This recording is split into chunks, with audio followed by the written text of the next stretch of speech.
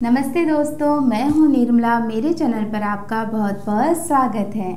बचे हुए चावलों को आपने कई तरह से रीयूज़ किया होगा और नॉर्मली बचे हुए चावलों से हम कोई नमकीन रेसिपी ही बनाकर तैयार करते हैं। तो आज मैं आपसे बचे हुए चावल की बहुत ही स्पेशल स्वीट रेसिपी शेयर करने जा रही हूं, जो ज़्यादातर साउथ में बनाई जाती है और इसका नाम है पाल खोजू खट्टई। तो जितना इसका नाम इंटरेस्टिंग है उतना ही ये बनाने में भी बहुत इंटरेस्टिंग है। तो बनाते समय भी आप इसे खूब एंजॉय करेंगे। बेसिकली जो पाल खोजू खट्टई है वो चावल के आटे से तैयार की जाती है। तो यदि आपके पास चावल बच गए हैं तो आप उनसे भी ये मिठाई बनाकर तैयार कर सकते हैं। और यकीन मानिए फ्रेंड्स, आपको टेस्ट से भी कोई कॉम्प्रोमाइज़ नहीं करना पड़ेगा। तो यदि बचे हुए चावलों का ये इस्तेमाल आपको अच्छा लगे तो प्लीज़ वीडियो को लाइक करें, शेयर करें और चैनल पर नए हैं तो चैनल को सब्सक्राइब करना भी ना भूलें। लेफ़्ट ओवर राइस की इस स्पेशल स्वीट रेसिपी को बनाने के लिए हमें चाहिए होंगे लेफ़्ट ओवर राइस। तो यहाँ पर लगभग 2 से 3 कप मैं बचे हुए चावल ले रही हूँ। तो सिंपल बचे हुए चावल का मैं इस्तेमाल कर रही हूँ। इसके लिए आप फ्लेवर्ड राइस का इस्तेमाल ना करें, क्योंकि हम इसे मिठाई बनाने वाले हैं तो इसमें फ्लेवर्ड राइस का टेस्ट अच्छा नहीं आएगा। सबसे पहले हम इन लेफ़्ट ओवर राइस को एक ग्राइंडर जार में ट्रांसफ़र कर लेंगे और इनमें पानी वगैरह कुछ नहीं डालना है, बस इन्हें ऐसे ही ग्राइंड कर लें। तो जितना स्मूथ आपसे ग्राइंड हो उतना इन्हें ग्राइंड कर लें। तो ये बढ़िया से मैंने इन्हें ग्राइंड कर लिया है। और क्योंकि अभी इनमें मॉइस्चर है तो इस मॉइस्चर को हमें थोड़ा ख़त्म करना है, साथ ही चावल को और पकाना भी है। तो इसके लिए एक कढ़ाई के अंदर मैं इन्हें ट्रांसफ़र कर लूँगी और लगातार चलाते हुए अब मीडियम फ्लेम पर इन्हें थोड़ा और पका लेंगे। तो इससे क्या होगा कि ये जो मिश्रण हमने तैयार किया है वो भी थोड़ा टाइट हो जाएगा। साथ ही जब हम इसे पकाते पकाते ऐसे मैश भी करते रहेंगे तो ये और भी ज़्यादा स्मूथ और सॉफ्ट हो जाएगा। तो जो राइस बॉल्स हम तैयार करेंगे वो बहुत ईजीली बन करके तैयार हो जाएंगी। तो यहाँ पर स्पैचुला को लगातार चलाते रहें, नहीं तो चावल नीचे कढ़ाई या पैन में चिपकने लगेंगे। अब कोई भी मिठाई हो, यदि उसमें ज़रा सा नमक डाल दिया जाए तो उसका फ्लेवर और भी बढ़ जाता है। स्पेशली इस मिठाई में थोड़ा सा नमक डालना तो बनता है। तो बस 2 चुटकी मैंने नमक इसमें डाल दिया है, ज़्यादा भी नहीं डालना है। तो इससे ये जो राइस बॉल्स होंगी इनका फ्लेवर बड़ा ही अच्छा आएगा। तो सारे मिश्रण को लगभग 5 से 6 मिनट अच्छे से पका लिया है और आप देख सकते हैं ये एक डो फॉर्म में आ गया है और काफ़ी ज़्यादा स्मूथ हो गया है। तो अब इस मिश्रण को एक प्लेट में निकाल कर हम फैला देंगे ताकि ये जल्दी से ठंडा हो जाए।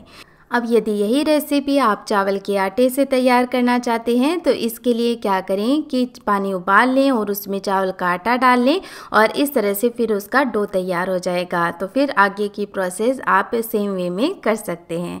यहाँ पर जब तक ये मिश्रण ठंडा हो रहा है हम एक कढ़ाई लेंगे और इसमें चाशनी तैयार करेंगे। चाशनी बनाने के लिए यहाँ पर मेजरिंग कप को मापकर मैंने ये 1 कप चीनी ली है। जितना आप मीठा पसंद करते हैं उसके अकॉर्डिंग चीनी ले लें। अब इसी मेजरिंग कप को मापकर हम 3 कप इसमें पानी डालेंगे। तो जैसे नॉर्मली मिठाई बनाने के लिए हम चाशनी तैयार करते हैं, 1 तार वाली 2 तार वाली, ऐसी चाशनी नहीं बनानी है, बस चीनी को अच्छे से घुलने देना है। फिर आगे की प्रोसेस हम करेंगे। तो चीनी अच्छे से पक चुकी है, यानी ये डिज़ोल्व हो गई है और साइड में जो हमने मिश्रण रखा था वो भी अच्छा ठंडा हो गया है। तो बस सारे मिश्रण को हम एक जगह इकट्ठा कर लेते हैं और क्योंकि ये चावल है तो काफ़ी हाथों की चिपकता है, तो बीच बीच में थोड़ा घी लगाते हुए बढ़िया से मैंने इसे स्मूथ और चिकना कर लिया है। तो ये एक जगह बहुत ही आसानी से इकट्ठा हो जाएगा और हाथों को घी से ग्रीस करके फिर हम इसे छोटी छोटी बॉल बना करके तैयार करेंगे और बहुत ही इजीली इनकी ये बॉल बन करके तैयार हो जाएंगे। देखिए लग रही है ना कितनी ज़्यादा क्यूट। तो चलिए सारी बॉल्स मैं इसी तरह से बना करके तैयार कर लेती हूँ। तो ये हो गई हमारे बचे हुए चावलों की सारी क्यूट सी बॉल तैयार। आप चाहें तो इनकी साइज और भी छोटी रख सकते हैं। अब ये देखिए बिल्कुल भी इनकी शेप ख़राब नहीं हो रही है, बहुत ही इजीली ये अपनी शेप को होल्ड किए हुए हैं।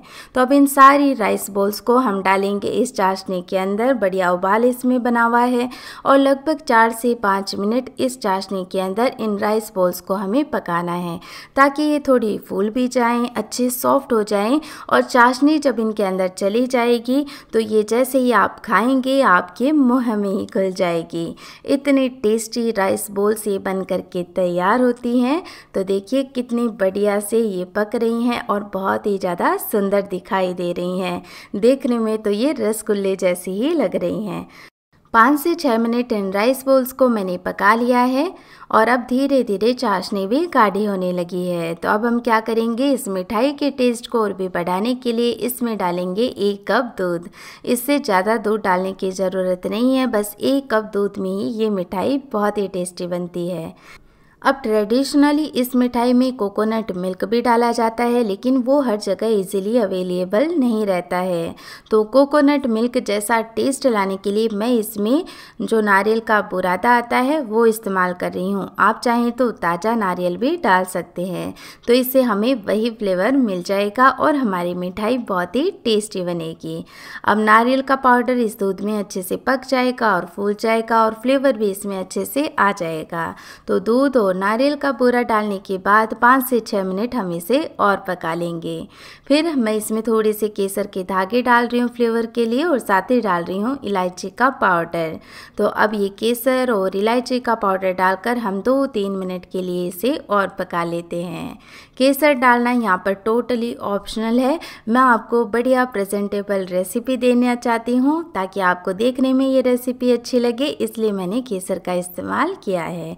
तो बस लास्ट में गैस का फ्लेम मैंने ऑफ कर दिया है और देखिए राइस बॉल्स कितनी हल्की हैं, ये रसगुल्ले के जैसे ही चाशनी में ऊपर तैर रही हैं। तो बहुत ही अच्छी हमारी मिठाई बन करके तैयार हो गई है। आप इस मिठाई को गर्मा गर्म भी सर्व कर सकते हैं, ये गर्म भी खाने में अच्छी लगती है और यदि ठंडी हो जाए तो ये ठंडी भी खाने में बड़ी ही अच्छी लगती है।